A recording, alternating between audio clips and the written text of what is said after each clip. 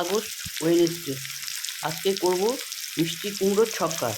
তার জন্য আমি কড়াতে প্রথমে মাস্টার্ড অয়েল দিয়েছি এবং ফোড়নে দিয়েছি কাঁচা লঙ্কা, শুকনো লঙ্কা আর জিরা।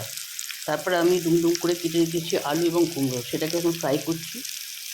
ফ্রাই আমার হয়ে এসছে এবং এর মধ্যে দেবো এখন আমি এক রাতে ভিজিয়ে রেখেছি রাত্রে কাঁচা ছোলা,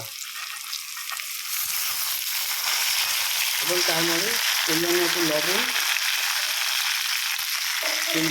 লবণ, হলুদের গুঁড়ো, আর হচ্ছে চিনি। এই তরকারিটি মিষ্টি মিষ্টি স্বাদেরই হয়।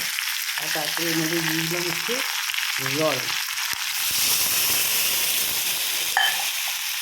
এবং তরকারিটা হয়ে আসলে আমি এর মধ্যে দেবো হচ্ছে নামিয়ে রেখে যেবার সঙ্গে নাবো তারপরে দেবো ভাজা মশলা।